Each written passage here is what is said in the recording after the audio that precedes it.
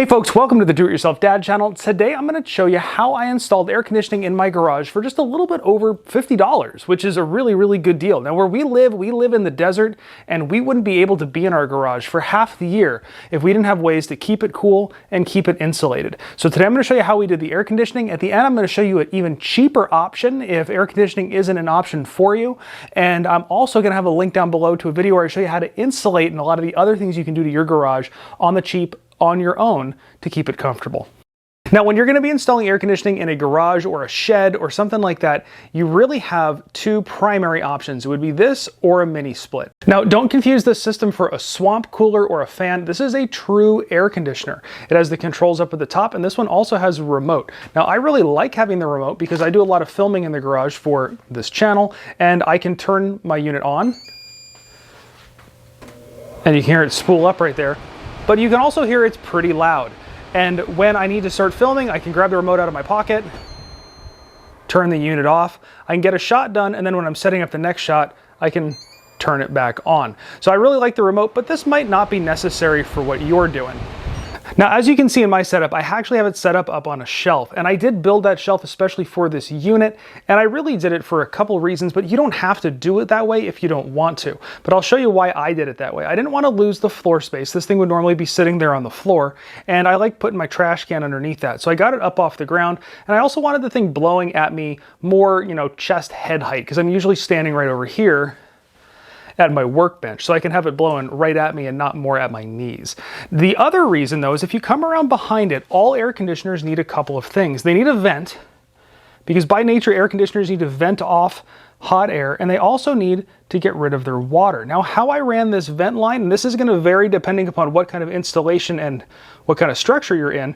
I have it running out the wall down there. I cut a hole in the wall, and then on the outside here I installed a dryer vent. So it blows out to the dryer vent. The dryer vent actually has a flap in it, so it'll prevent critters from going back up inside. Another option for you, if you don't want to cut a hole in the side of your house, is if you already have an existing dryer vent, you may be able to use that. They do have one-way valves you can pick up for those exhaust lines, and that way you can install the one-way valve so when that's running, it doesn't send the air back up into your dryer. A third option, and this is great for if you're a renter, can't cut holes in your house or just don't want to cut holes in your house, is most houses have these vents in the garage. Most of these are held on by screws. You can remove the vent and actually run that vent hose out through it and then build something out around it to enclose it. So you can really do it one of three ways. Now there is one other thing that you do have to deal with an air conditioner, and that is this hose. It's a condensation line. Now some air conditioners like this one, this thing's on wheels and it actually has a little plug there. It has a reservoir. The reservoir can fill up and then you can wheel this thing outside and drain it. But I have the hose running right here, and it runs down. And then I have it running out through my door frame and out into the side yard. Now, I am planning on doing this with PVC later, hardlining it in and punching it through the wall so I don't have this thing in the door, but that's how it's working right now. So I have it kind of strapped to the casing so it doesn't get in the way. Now, I do have a link for these things down in the description below so you can check out what I'm talking about. And while you're looking at these, pay attention to one thing, and that is the BTU rating of each unit. This is an 8,000 BTU unit, and it's barely enough to keep up with my 2-car garage. I would really recommend getting something a little bit bigger if you can, especially if you have something larger than a 2-car garage. But that link is down below if you want to check out the kind of units I'm talking about. Now, while you're looking at that link, you're going to go, "You said 50 bucks. Those aren't 50 bucks. Now they are still a really good deal when it comes to air conditioning, but they're gonna be a couple hundred.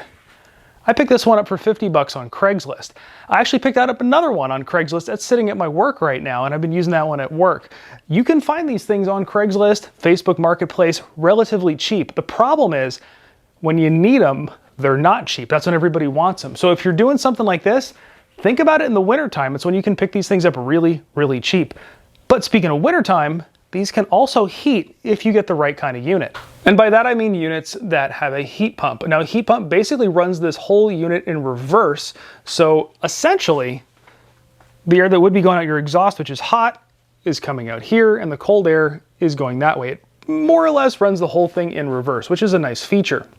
Now, if air conditioning isn't an option for you because you either don't want to spend the money on air conditioning or you can't cut holes in the side of your house or shed, there is one other option for some people depending upon what climate you live in. And that is something like this. This is an evaporative cooler, or what some people also call a swamp cooler. This is essentially a vertical fan with a water reservoir down in the bottom and a little pump. The pump pumps the water up and it trickles down through a membrane. Air is pulled to the membrane and it cools the air with evaporative cooling. Now, the reason why I say that this only works well in certain climates is in damp climates. So if you're in like Florida or Georgia, this is not going to work. You need dry air going through it. So if you're in the Southern California desert, Arizona, New Mexico, Texas, places like that, these actually will work very well. They're much less expensive than an air conditioner and they use a lot less power. Now, the downside is they don't cool the air quite as well as an air conditioner, but like I said, they're a lot cheaper and cheaper to run. The other benefit, looking at the back of it, as you can see, there is nothing to have to exhaust or vent or drain. There's the little water reservoir at the bottom that you fill up with water, and that's it. There's nothing else to do. Now, I hope this video helped you out. I hope it gave you some ideas on how to make your workspace a little bit more comfortable and a little bit cooler in the summertime and maybe a little bit warmer in the wintertime. Now, I do have that link down below where I show a bunch of easy ways to insulate and keep your garage cooler in the summer and warmer in the winter, and you really should do a lot of those steps along with doing this so this thing isn't having to work too hard. It'll help keep your whole space a lot more comfortable. So get out there on Craigslist, find yourself a cheap air conditioner, and make your garage comfortable for not a lot of money. I hope this video helped you out. Please leave a comment down below. Let me know if you've got any other awesome ideas for garage cooling or garage comfort or really anything else, because I'm all ears. I like ideas. So hit that subscribe button. I got lots more stuff just like this coming your way. Check out the links down below to all my other videos. And of course, thanks for watching.